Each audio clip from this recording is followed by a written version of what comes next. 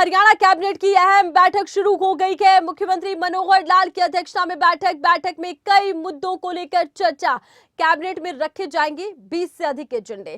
Cabinet की बैठक में मंत्री संदीप सिंह भी पहुंचे। बैठक में कुछ अहम फैसले लिए जा सकते हैं, ये माना जा रहा है। अब देखिए कौन से बड़े फैसले हैं जो बैठक के बाद सामने आते हैं। सबकी निगाहें इसी पर टिकी रखेंगी। और ज्यादा जानकारी के लिए खबरें अभी तक के संवाददाता जितेंद्र चौधरी इस वक्त हमारे साथ लाइव जुड़ चुके हैं। जितेंद्र का रुख करते हैं। जितेंद्र, कितनी खास आज हो रही कैबिनेट बैठक?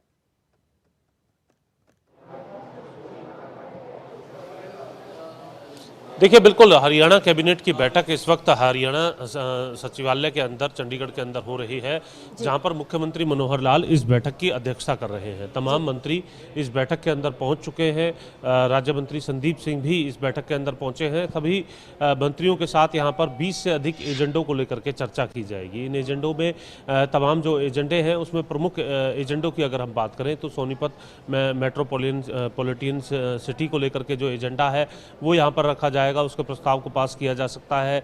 इसी के साथ साथ कई और अहम मुद्दे जो है वो टेबल भी किए जा सकते हैं, जिनको लेकर के जानकारी जो है वो कैबिनेट की बैठक के बाद पता चल पाएगी। इन तमाम एजेंडों की अगर हम बात करें तो एक एजेंडा ऐसा भी है जिसमें शामलात जो ज़मीन है उस ज़मीन को गौशालाओं को देने को लेकर के भी एजेंडा जो है वो रखा गया है। उस पर क्या कुछ निर्णय किया जाता है यह कैबिनेट की बैठक के बाद पता चल पाएगा। इस तरीके के अलग अलग एजेंडे हैं। कुछ एजेंडे टेबल भी किए जाएंगे जिन पर विस्तार से जो चर्चा है कैबिनेट की इस बैठक में की जाएगी, और जिन फैसलों को मोहर लगाई जाएगी, जिन फैसलों को मंजूर किया जाएगा उसकी जानकारी भी मीडिया के साथ साझा की जाएगी। 20 से अधिक एजेंडे जो हैं वो इस पूरी बैठक के अंदर बताए जा रहे हैं। कुछ ऐसे अहम एजेंडे होंगे जिन्हें टेबल एजेंडा के तौर पर बैठक के दरमियान ही सामने रखा जाएगा, उसकी भी जानकारी जो है बैठक के बाद पता चल पाएगी। जी आरती।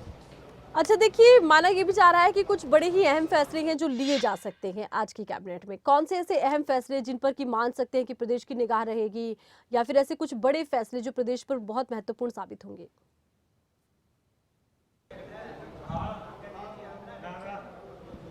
देखिए, बिल्कुल जैसा कि हमने अपने दर्शकों को अभी बताया भी कि सोनीपत मेट्रोपॉलिटन सिटी बनाने को लेकर के जिस तरीके से बजट में बतौर वित्त मंत्री मुख्यमंत्री मनोहर लाल की तरफ से घोषणा की गई थी, उस एजेंडे को भी अब कहीं ना कहीं कैबिनेट के अंदर लाया गया है। उसमें किस तरीके से उस पर लेकर के चर्चा होती है, क्या कुछ मोहर लगाई जाती है, इसको लेकर के जानकारी मिलेगी। शामलात ज़मीन जो पंचायतों के अंदर है वो वहाँ गौशाला यानी गौशाला बनाई जाए, इसको लेकर के जो लोग हैं गौशाला से संबंधित जो लोग हैं या फिर कुछ ऐसे लोग जो इस सेवा को करना चाहते हैं उन्हें देने को लेकर के प्रस्ताव जो है वो कैबिनेट की बैठक के अंदर लाया गया है।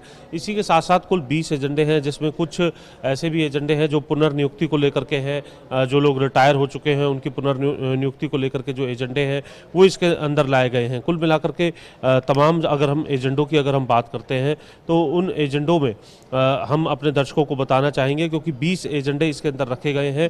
उनमें खासतौर से जो एजेंडे हैं स्किल डेवलपमेंट को लेकर के जो एजेंडा है वो इसके अंदर लाया गया है, जिसके अंदर ग्रुप सी और के अंदर जो अमेंडमेंट रूल है इस तरीके का एजेंडा जो है इसके अंदर रखा गया है।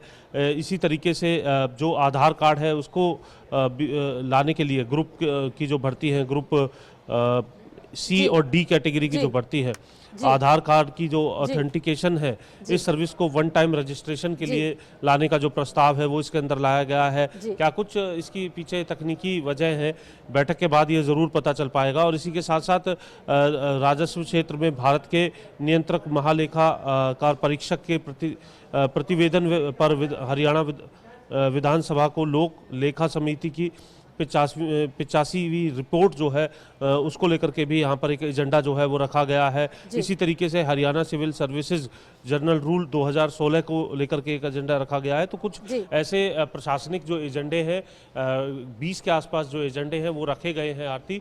और इसी तरीके से कुछ ऐसे एजेंडे भी होंगे जिन्हें बैठक के दरमियान ही टेबल किया जाएगा और जिसको लेकर के चर्चा की जाएगी। क्या कुछ वो एजेंडे होंगे बैठक के बाद स्पष्ट तौर से ये पता चल पाएगा जब आमतौर पर एक प्रेस कॉन्फ्रेंस करके किसी मंत्री की तरफ से या स्वयं मुख्यमंत्री मनोहर लाल की तरफ से इसकी जानकारी दी जाती है। आज की इस बैठक के बाद भी इन एजेंडों में से कितने एजेंडों पर मोहर लगी है, क्या कुछ वो एजेंडे थे, उसकी जानकारी स्पष्ट तौर पर मिल पाएगी। जी।